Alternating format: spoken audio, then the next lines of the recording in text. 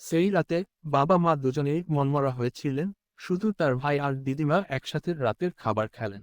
দিদিমা বললেন, ঝগড়া করা কখনোই ভালো নয়। ইয়াসন উত্তর দিল, আমি জানি, আজ আমি ঝগড়া করেছি কারণ একজন আমার জ্যাম চেয়েছিল। দিদিমা বললেন, তুমি তো ওকে সামান্য একটু দিতে পারতে। ইয়াসন রাজি হলো না।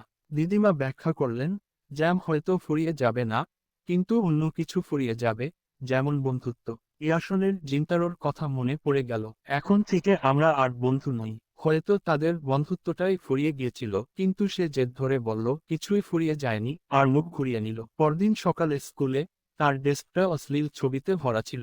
জিন্তারো আর অন্য ছেলেরা তাকে ঘিরে ধরে খেপাতে লাগলো, তোর বাবার রান্না জঘন্য, খবরের কাগজেও তাই লেখা আছে, আর দাম অনেক বেশি। ওরা তাকে ঘিরে ধরে উপহাস করতে লাগলো। ইয়াচন তার সর্বশক্তি দিয়ে চিৎকার করে উঠল, আমার বাবা সেরা উপকরণ ব্যবহার করেন, তিনি সবার চেয়ে বেশি পরিশ্রম করেন, আর তিনি সেরা রাঁধুনি। আমার বাবা পৃথিবীর সেরা শেফ। কিন্তু কেউ তার কথা শুনল না। এদিকে দোকানে সারাদিন একজনও খদ্দের এল না। বাবা তার শেফের টুপিটা খুলে বাইরে মদ খেতে যাওয়ার কথা বলতে লাগলেন। মা রেগে আগুন হয়ে গেলেন, তুই পালিয়ে যাচ্ছিস, সামান্য বিপদের আভাস পেয়ে হাল ছেড়ে দিচ্ছিস। সেই মাও কোথায় গেল যে সবাইকে ফরাসি খাবারের প্রেমে ফেলতে চেয়েছিল।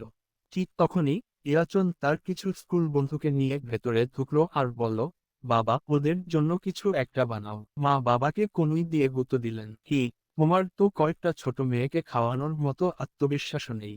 বাবা টুপিটা আবার মাথায় দিয়ে তীক্ষ্ণ চোখে বললেন, বেশ, আজ আমি ওদের দেখিয়ে দেব আসল অভিজাত রান্না কাকে বলে। ইয়াসও তার পিছু পিছু রান্নাঘরে গিয়ে বলল, বাবা, ভাত রান্না করো, সবাই ভাত ভালোবাসে। কিন্তু বাবা উত্তর দিলেন, না, আমরা একটা খাঁটি ফরাসি রেস্তোরাঁ, ভাত দিয়ে হবে না। প্রথম খাবারটা এল, ফরাসি ধাঁচের গরুর মাংসের স্টু। দ্বিতীয়টা ছিল চর্বিযুক্ত রাজহাঁসের কলিজার পুডিং। সবকিছু দেখতে বেশ জমকালো আর আকর্ষণীয় লাগছিল। বাবা মুচকি হেসে ভাবলেন, এবার বাচ্চারা আমার প্রশংসা করবে। কিন্তু একটা বাচ্চা এক চামচ মুখে দিয়ে বলল, এটা কি নষ্ট হয়ে গেছে? আর গরুর মাংসের স্টুটা তো রাস্তার ধারে পোড়ানো সবজির চেয়েও খারাপ। এই বলে ওরা সবাই চলে যাওয়ার জন্য উঠে দাঁড়ালো। ইয়াচন দুহাত মেলে ওদের সামনে ছুটে গেল, দয়া করে আর একটু অপেক্ষা করুন। সে রান্নাঘরে ফিরে গিয়ে বাবার কাছে মিনতি করল, বাবা, দয়া করে বাড়িতে যে খাবার রান্না করো সেগুলোই বানাও। বাবা বললেন, ওগুলো তো সাধারণ ঘরোয়া খাবার, আমি ওগুলো রেস্তোরাঁয় পরিবেশন করতে পারবো না। ইয়াচন উত্তর দিল, কিন্তু আমি যখন স্কুলে দুপুরের খাবারের জন্য ওগুলো নিয়ে যাই, সবাই খেতে চায়। সমালোচকদের মন্তব্যের জন্য বাবা তখনও রেগে ছিলেন এবং মানা করে দিলেন। ইয়াচন চিৎকার করে বলল, আমি সবাইকে প্রমাণ করে দেখাতে চাই যে আমার বাবা পৃথিবীর সেরা রাঁধুনি। তখন মা যোগ করলেন, এমনকি ওই সাধারণ ঘরোয়া খাবারগুলোও তোমার পরিবারের জন্য ভালোবাসা দিয়ে বানানো হয়েছিল, তাই ওগুলোর স্বাদ এত ভালো ছিল। এই কথা শুনে বাবা অবশেষে রাজি হলেন এবং তিনি আবার রান্না শুরু করলেন। প্রথম পদটি ছিল টমেটো ভাত। দ্বিতীয়টি বড় আকারের এপ্রিকটের ডিম। খাবার টেবিলে আসতেই সব বাচ্চারা অবাক হয়ে গেল। তারা খেতে শুরু করলো এবং ইয়াশো সবার কাছে গিয়ে জিজ্ঞাসা করতে লাগলো, কেমন লাগছে, কেমন লাগছে? সবাই উত্তর দিল, অসাধারণ, অবিশ্বাস্য। এক বন্ধু তাকে তার ভাগের খাবার দিল এবং সে ভাতের সাথে এপ্রিকটের ডিমটা মিশিয়ে নিল। স্বাদটা আরো চমৎকার হয়ে উঠল। সে সবাইকে তাদেরটাও মিশিয়ে দেখতে বলল। এবার কেউ কোনো অভিযোগ করল না। বাচ্চাদের এত খুশি দেখে বাবা ভাবলেন, আসল ফরাসি হওয়ার ব্যাপারে আমি এত একগুঁয়ে কেন ছিলাম। আসল সাফল্য তো তখনই আসে যখন খাবার মানুষকে খুশি করে। তার বন্ধুরা দোকান থেকে যাওয়ার সময় বলল, ধন্যবাদ, খুব সুস্বাদু ছিল। ইয়াসও তার বন্ধুত্ব ফিরে পাওয়ার অনুভূতি পেল। সেই রাতে সে দিদিমার কাছে গিয়ে বলল, দিদিমা, আমি এখন বুঝতে পারছি যে জ্যাম শেষ হয়ে গেলেও যা ফুরিয়ে যায়নি তা হলো আমার বন্ধুরা। ধন্যবাদ। দিদিমা হাসলেন এবং ধন্যবাদ বলার অর্থ বোঝাতে যাচ্ছিল।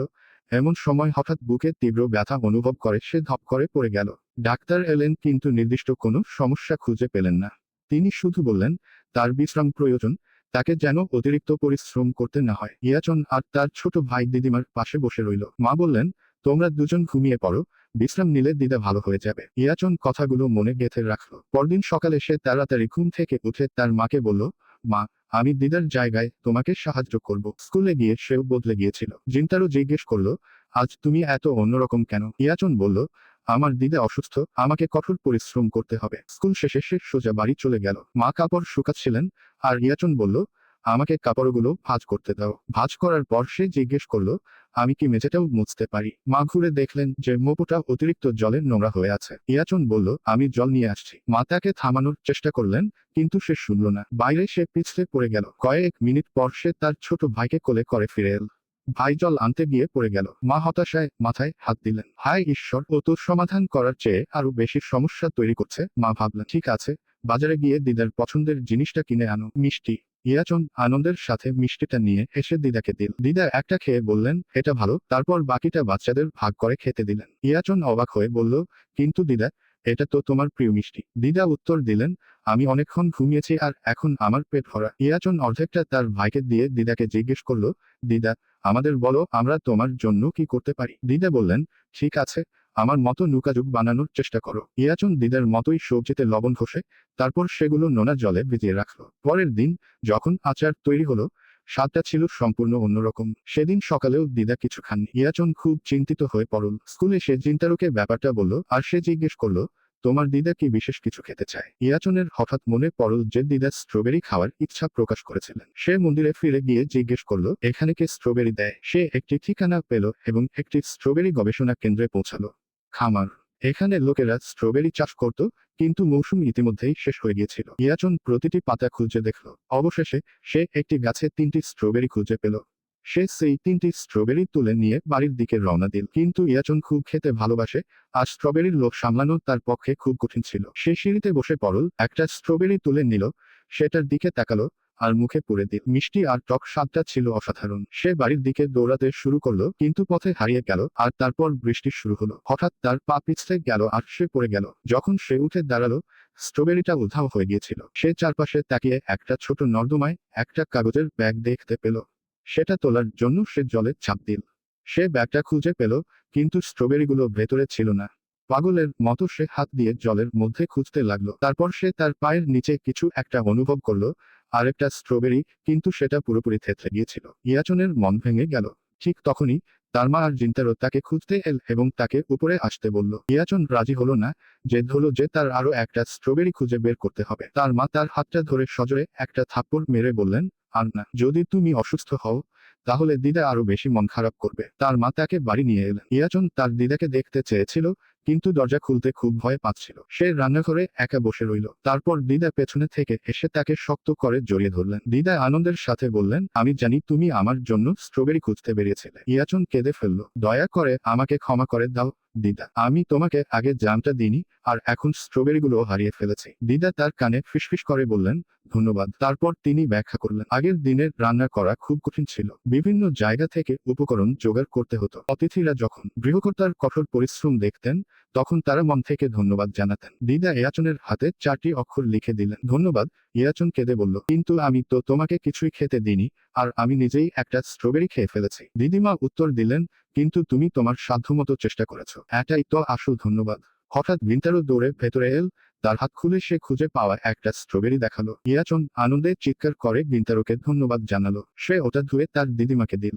দিদিমা যখন ওটা খেলেন, স্ট্রবেরিটা এত মিষ্টি ছিল যে মনে হচ্ছিল যেন তার নাতনির ভালোবাসা তাতে মিশে গেছে। দিদিমা ভাবলেন, আমি কি ভাগ্যবান যে আমার নাতনি ভাগ করে নিতে আর যত্ন করতে শিখেছে। কিন্তু তার মনে এক চিমটি দুঃখ জাগলো, এই ভেবে যে তিনি আর বেশি দিন তার সাথে থাকবেন না। কিছুদিন পর পারিবারিক দোকান ও মরিস এপ্রিকট, ডিম আর ভাতের মিশ্রণে একটি নতুন পদ তৈরি হলো। এটি খুব জনপ্রিয় হয়ে উঠল। এর কিছুদিন পরেই দিদিমা মারা গেলেন। রান্নাঘরের রোদ ঝলমলে কোনায় দিদিমার বড় আচারের হাঁড়িটা এখনো পড়ে আছে। মনে হয় তিনি এখনো নীরবে বাড়িটার ওপর নজর রাখছেন। 10 বছর কেটে গেল। ইয়াচন এখন একজন যুবতী।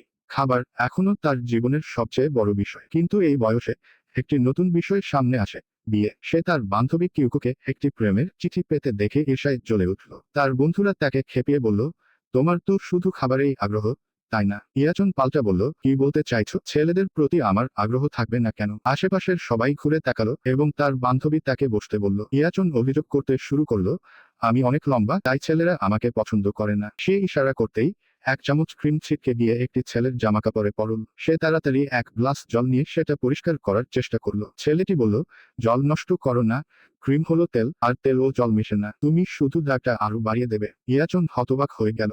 সে ছেলেটির ইউনিফর্মে টোকিও বিশ্ববিদ্যালয়ের একটি ব্যাজ দেখতে পেল। তার বন্ধুরা ফিসফিস করে বলল যে সে একজন বিশ্ববিদ্যালয়ের ছাত্র। কিন্তু ইয়াচুন শেষবারের মতো চেষ্টা করল, আমি যদি এটা পরিষ্কার করি, তুমি দেখবে আমি সত্যিই দুঃখিত, এটা বিজ্ঞান থেকে আলাদা। ছেলেটি উঠে দাঁড়ালো। এই প্রথমবার তাকে এত লম্বা কারোর দিকে মাথা তুলে তাকাতে হলো।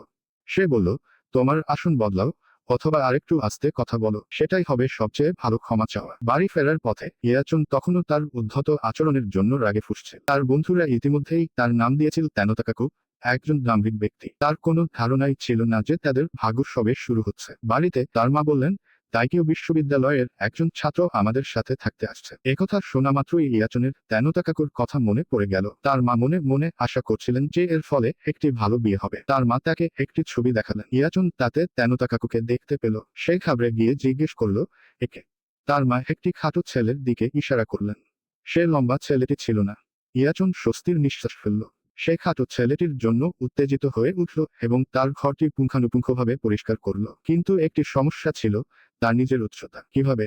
সে কি ছোট আর মিষ্টি দেখতে? সে তার মুখে নুকাঝুঁক লাগালো, এই আশায় যে এটা তার ত্বককে নরম আর উজ্জ্বল করে তুলবে। পরের দিন তার মুখটা সত্যিই নরম হয়ে গিয়েছিল, কিন্তু স্কুলে তার বন্ধুরা নাক কুচকে বলল, এর গন্ধটা খুব বাজে। ইয়াচন পাত্তা দিল না। সে তার বন্ধুদের বলল যে কলেজের একটি ছেলে তাদের বাড়িতে থাকতে আসছে। সে ঘোষণা করল, এখন আমি নিজেকে ছোট আর মিষ্টি দেখাতে চাই। কিন্তু সে আসলেই অনেক লম্বা ছিল। তার বন্ধু তাকে পরামর্শ দিল, তুমি তোমার উচ্চতা বদলাতে পারবে না, কিন্তু তোমার আচরণ বদলাতে পারো। প্রথমে তার হাঁটার ভঙ্গি। ইয়াচনের প্রতিটি পদক্ষেপ ছিল অন্য যে কারোর দুটি পদক্ষেপের সমান। তার বন্ধু কিউকো বলল যে তার হাঁটাটা বড্ড বেশি বেপরোয়া। ইয়াচন জিজ্ঞেস করল, আমার সাথে হাঁটতে কি কষ্ট হয়? হিউকো স্বীকার করল যে এটা কিছুটা কঠিন, কিন্তু এতে ভালো ব্যায়াম হয়। এরপর হিউকো দেখিয়ে দিল যে একজন ছোট, শান্ত আর লাজুক মেয়ের কেমন করে হাঁটা উচিত। স্কুল ছুটির পর ইয়াচন ছোট ছোট খুঁজো পায়ে হেঁটে বাড়ি ফেরার চেষ্টা করল এবং তার মায়ের সাথে মিষ্টি, মধুর গলায় কথা বলল, যিনি হাসতে হাসতে থামতেই পারলেন না। ইয়াচনও এই অভিনয়টা চালিয়ে যেতে পারল না। তারপর দরজায় টোকা পড়ল, পয়সাওয়ালা অতিথিরা এসে গেছেন। ইয়াচন তার মায়ের পেছনে লুকাল। এক সুদর্শন ছেলে ভেতরে ঢুকল, আর ইয়াচন মুগ্ধ হয়ে গেল।